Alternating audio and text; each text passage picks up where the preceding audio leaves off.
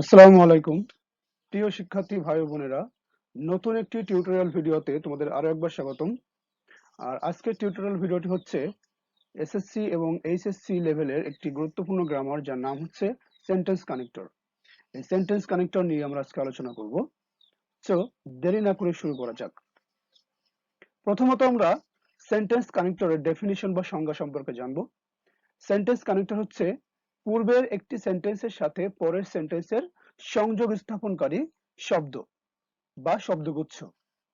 অর্থাৎ একটি সেন্টেন্সের প্রেক্ষাপট পরবর্তী সেন্টেন্সের উপর নির্ভর করলে এই দুইটা প্রেক্ষাপটকে যুক্ত করতে যে লিঙ্কার বা যে শব্দ বা শব্দগুচ্ছ আমরা ব্যবহার করি তাকে কানেক্টর বলা হয়।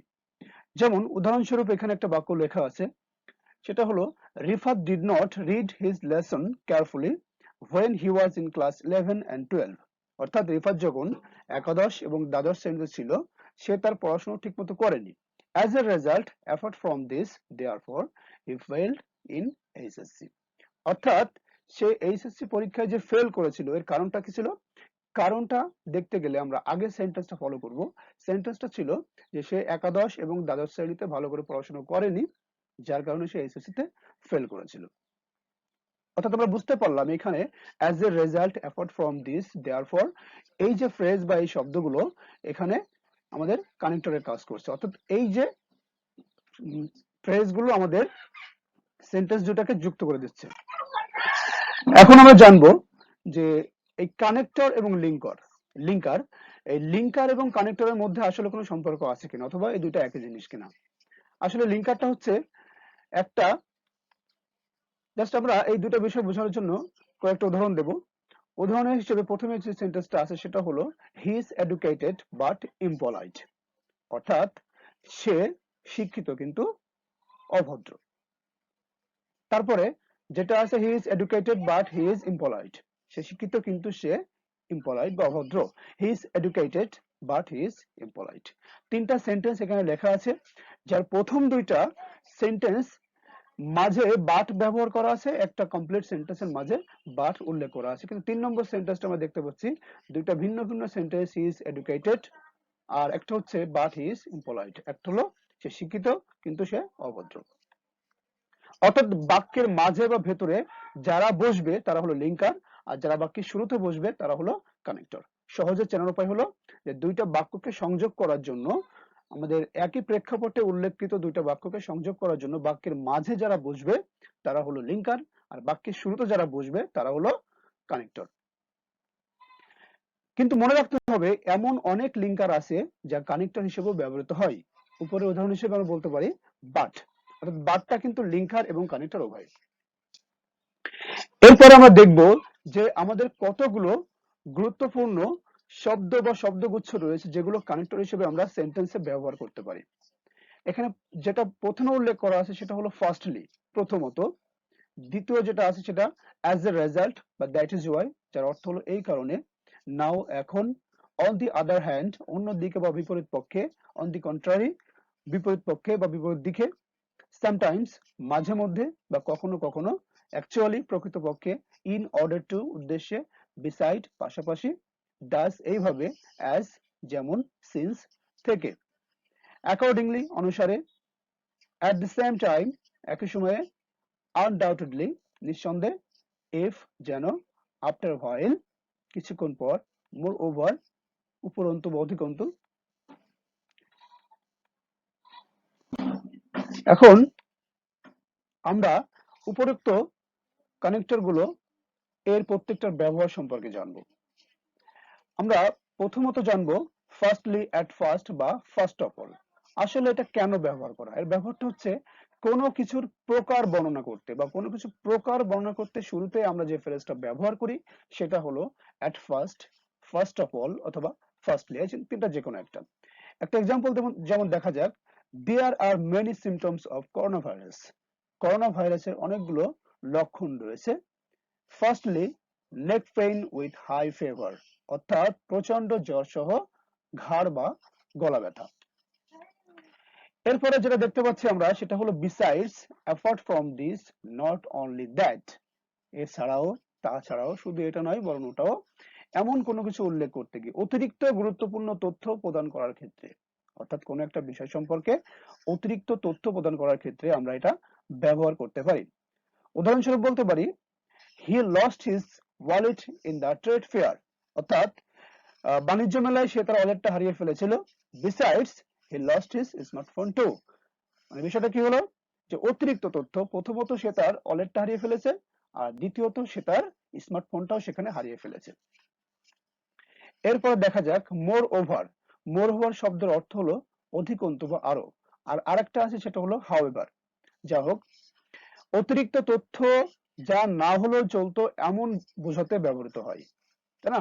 অর্থাৎ যে কোনো কিছু সম্পর্কে অতিরিক্ত তথ্য প্রদান করতে গিয়ে আমরা যেটা ব্যবহার করি, এমন কোনো লিঙ্কার বা এমন কোনো কানেক্টর যে বাক্যে যার ব্যবহার না করলেও চলতো। We are fond of pizza, আমরা পিৎজা পছন্দ করি।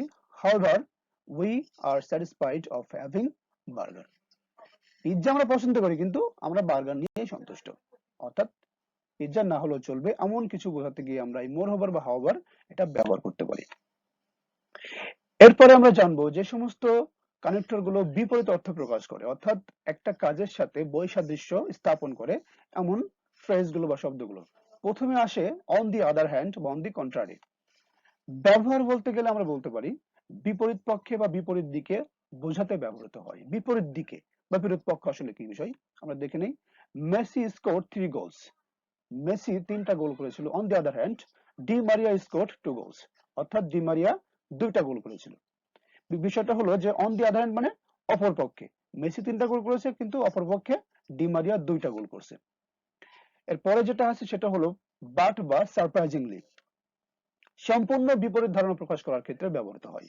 সম্পূর্ণ বিপরীত ধারণা, অর্থাৎ প্রথম একটি সেন্টেন্সের সাথে প্রেক্ষাপটের কোনো মিল নাই এমন কিছু প্রকাশ করতে আমরা বাট বা সারপ্রাইজিংলি ব্যবহার করতে পারি। যেমন উল্লেখ করা আছে, I was waiting for a taxi, surprisingly I met her again, অর্থাৎ আমি আশা করিনি, আমি জাস্ট ওয়েট করছিলাম ট্যাক্সির জন্য, কিন্তু তার দেখা পেয়ে গেলাম। এটা আমার আনএক্সপেক্টেড ছিল, আশা করা হয়নি।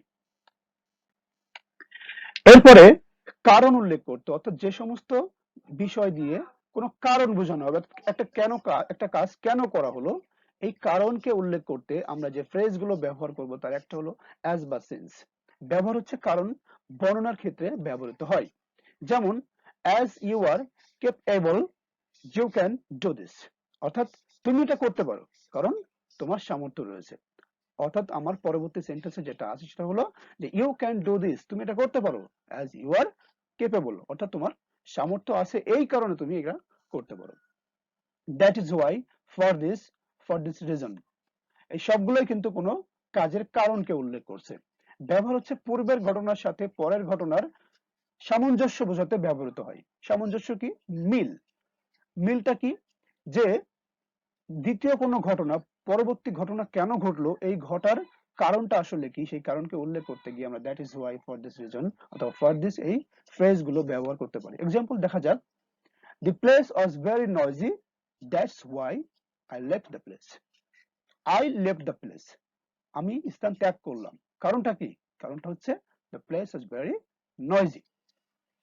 ওকে, এরপরে আমরা জানবো কারণ উল্লেখ করতে আরো একটি ফ্রেজ, সেটা হলো in order two. In order two, কেন, কোন কারণে, এটাও কিন্তু কারণ প্রকাশ করতে ব্যবহৃত হয়। আমরা দেখতে পাচ্ছি এখানে একটা সেন্টেন্স উল্লেখ করা আছে, in order to get a good job you have to study more, অর্থাৎ একটা ভালো চাকরি পাওয়ার জন্য তোমাকে অবশ্যই বেশি বেশি পড়াশোনা করতে হবে। অর্থাৎ আমাকে যে ভালো চাকরি পাওয়ার জন্য কি কাজ করতে হবে? বেশি বেশি পড়াশোনা করতে হবে। ইন অর্ডার টু, যার কারণে, কারণটা আসলে কি? পড়াশোনা করতে হবে ভালো চাকরি পাওয়ার জন্য। দ্বিতীয়ত যেটা আছে, কোনো কিছুর এক্সাম্পল বা উদাহরণ প্রকাশ করতে, উদাহরণ প্রদান করতে, উদাহরণ দিতে। আমরা মাঝে মাঝে বলতে উদাহরণস্বরূপ, যেমন, এই শব্দগুলো আসলে আমরা ইংলিশে যেভাবে ব্যবহার করবো সেটা হলো ফর এক্সাম্পল, ফর ইনস্টান্স বা সাজেস, এই সমস্ত ফ্রেজ গুলো দিয়ে আমরা ব্যবহার করব। ব্যবহার হচ্ছে উদাহরণ বা উপমা দেওয়ার ক্ষেত্রে ব্যবহৃত হয়। কিভাবে? There are many beautiful places in Bangladesh, for example Cox's Bazar, Kuakata, Sundarban, Jaflong and more.